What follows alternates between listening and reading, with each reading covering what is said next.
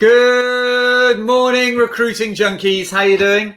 I hope you're well. It is a fantastic day in planet Moyle because where a few weeks ago you'd probably hear me complaining about the builders and saying, oh no, it's still noisy. Today I have noise. And that means plasterers are on site. We've got the outside rendering being done. We've got the inside plastering being done. We have 8 plasterers on site. Somehow our plasterer managed to get a pallet of plaster and life is golden. So the sound of noise in other areas of the house makes me feel fantastic. So today is an interesting one, really. Obviously, we're entering, well, I can't even remember what number week of lockdown. But my mind is starting to move forward to what's going to happen once lockdown ends. And my concern is that I look back on this time and think, did I waste it? Was there things that I could have done when the world had sort of half stopped that I'm not going to have time for when I get busy again? And so what I want to do today is to spend some time going through some of those things that we might regret not doing, but also think about some of our business development strategies for the future as well. So what are some of the things that we might regret not doing? Well, the first one is getting our lists sorted within our CRM. I know right now I've just moved CRM. I figured this was the time to move. And I haven't got my list sorted yet. And I have to get that sorted. I've been procrastinating for a week on getting those lists sorted. But they're the type of things that often require you to sit and think. What you've got to do is go through everybody in your system and think, right, are they a current client? Are they a lapsed client? Are they a target client? And doing the same with some of your candidates as well. Have you built out some of your talent pools within the so have you built out some of the talent pools within the CRM of the skill sets that you know you're going to be recruiting for? I know we've been running hard to try and sort of stay alive over the last few weeks, but getting those lists sorted is absolutely key. One of the key things about the next stage of the lockdown process is that business development will become front and center. The difference between this business development strategy and the one you would have used in 2009 and 10, if that's where you were then, is that digital marketing will play a much more important role. The key about digital marketing is making sure as many of your messages are personalized to the individual as possible. And so what we need to do is we need to be building our lists because it enables us to be tailored. It could be that you haven't linked your CRM yet to MailChimp and tested that out, or linking it to ActiveCampaign or another email marketing tool. Now is the time to make those things happen. And the reason is that you've got that time to have the peace and quiet. Now, I know, like me, you might be homeschooling, but we've sort of got a bit of peace and quiet in the business. And so that's the first thing. Second thing is I'll regret not spending enough time talking to clients. Clients are still going to be judging us in 6 to 9 months' time about how we treated them during the lockdown period. I've got a long list of clients that I still haven't spoken to yet. Some weeks I've just been sort of sitting here and saying, woe is me, when I could have been more positively engaged. Other things are writing your sales scripts, doing your web pages, could be redoing your LinkedIn profile. There's loads of activities that we could be doing. So what I'd encourage you to do today is look back and go, right, if the world picked up pace next week, if it got faster next week, what would I feel bad that I hadn't done enough of? It could be exercise. So that's the first thing that we want to be going through today. The next thing we want to be thinking about is, what are your business development strategies for the week? One of the interesting things about the lockdown situation is that the strategy of business development changes every week. We're certainly into the new normal now. in terms of businesses trying to operate. Businesses no longer holding their breath, hoping that they don't have to recruit. So the focus for business development for the week is again working through the three groups. And actually, I think it's beginning to be a little bit easier to do brand new business development, and especially candidate marketing, if that's sort of the philosophy that you believe in. So our message for the week with existing clients is: how are you doing? How are your post-lockdown strategies coming along? Out of curiosity, if the government starts easing the lockdown, what's your plan to move people back into the workplace? What's your business plan to continue to grow? Remember, one of the things that we're trying to do through the lockdown is reposition ourselves as a nexus of knowledge within our market rather than just a CV machine. One of the most important things is that we want people to come to us for insight, because when they associate with insight, they're much more likely to take our call. They're much more likely to go, oh, I wonder what nugget of knowledge Alex has today, or Brian has today, or Bex, Carol, Simon, Mark, Sarah, Gareth have today. So we've got to try and become a knowledge center. It could be that you've read about that firm in the newspaper. Just type in the company's name, news, and see what you've got. This is something else you could do. You could have set up a load of alerts for companies that you do business with or targeting, and put the alerts in for Google, so when they update or a news article comes out. So active clients, it's again talking to them about what their plans are.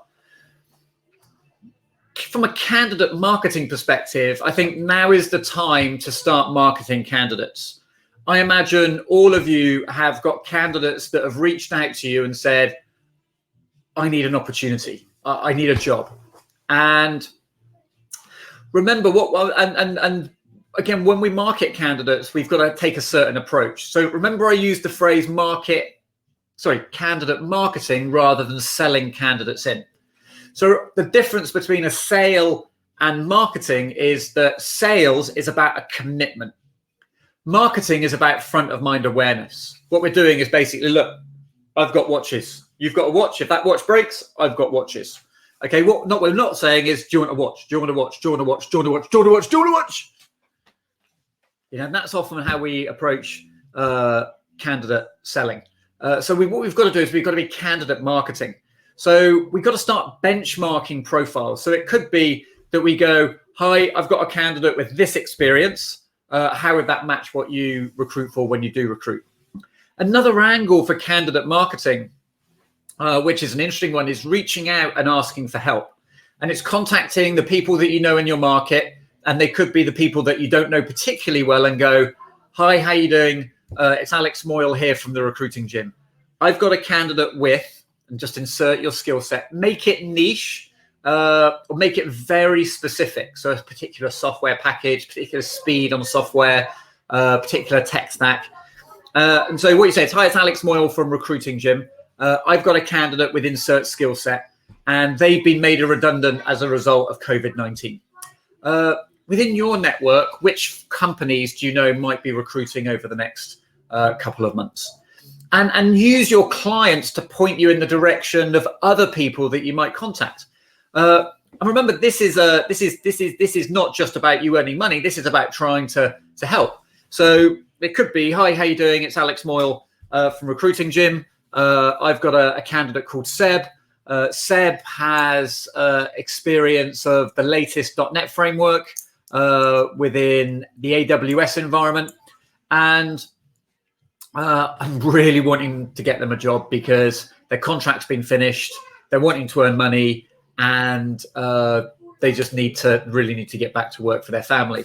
Who do you know in your network that might be recruiting at the moment? Or which organizations do you know that might be busy at the moment? Do you see what I'm doing there? What I'm trying to basically say, I want to get this person a job.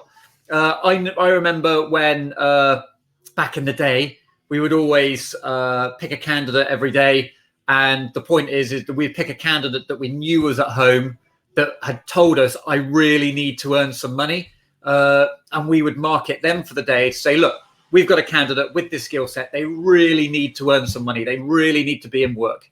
Who do you know within your organization that might need someone like this? Which part of the market do you think might be interested in something like this at the moment?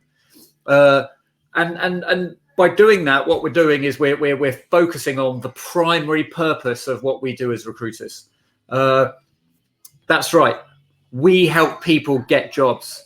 And actually, from a mindset perspective, candidate marketing for me was always about not only showcasing my product, but at the heart of it was hoping I was going to be able to get this person a job. That's what we want to be trying to do in what we do today.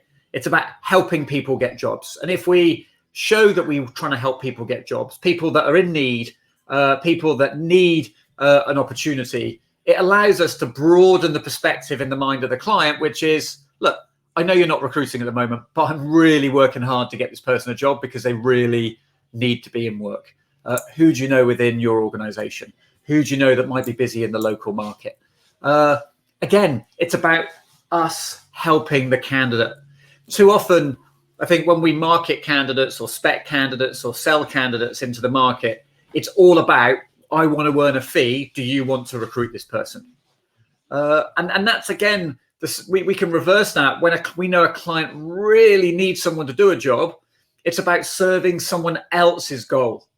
And for me, serving others is actually, do you hear that beautiful sound? That is the sound of plaster being mixed. Perfect. Perfect. Some people think it's a bottle of champagne being opened or the tss of a Diet Coke or a bottle of tonic. For me, it's plaster being mixed. So business development strategies for the week. Again, double back with your existing clients. Remember, there's plenty of them that need your help and just want to touch base. From a candidate marketing perspective,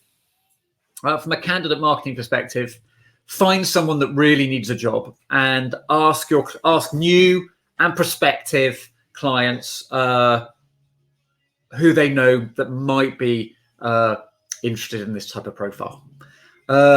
Next business development strategy is, what have you shared in your network lately on LinkedIn or within email newsletters, which regards job search tips? Many of you will work for organizations that have guides on writing CVs, guides on interviewing. And the business development activity I'm going to give you today is not client-centric business development. It's candidate-centric business development. And what I'd like you to do is build a list of every candidate that you know has been furloughed. And by calling candidates, you're basically going, hi, how you doing? It's Alex from Recruiting Gym. At the moment, we're tracking what opportunities there are in the market. And we're keeping in touch with candidates that are furloughed because many are uncertain as to whether they're going to be taken off furlough or they're going to be made redundant. What are your thoughts? Now, why do that now? Well, if you read the articles over the weekend, in the next week to 10 days, companies are going to have to start making redundancies. What I mean by that is that the furlough scheme runs to the end of June. And if someone's going to make someone redundant, they have to initiate that process now. So speak to your candidates. Speak to the candidates that you know have been furloughed. Speak to the ones that you know that are working in organizations where there's uncertainty and ask them what their plans are to succeed. So your takeaway for the day, there's two. Start picking a candidate, pick a candidate that you know needs a job and call around your network that you know and don't know and ask them where they might recommend could be recruiting. Number two, call candidates that you know have been furloughed and ask them how they're feeling about the likelihood of them going back, the security about their opportunity, and build that list of candidates that you know are uncertain as to whether they're going to go back. They don't immediately become active candidates, but what we're able to do is be their eyes and ears in the marketplace, and we'll know they're half looking, so when jobs do come in, we can give them a shout. We're going to call it a day because it's 15 minutes and the plaster is going to get even noisier. Brilliant. I hope everyone has a great day and have a fantastic week, everybody. See you soon. Bye.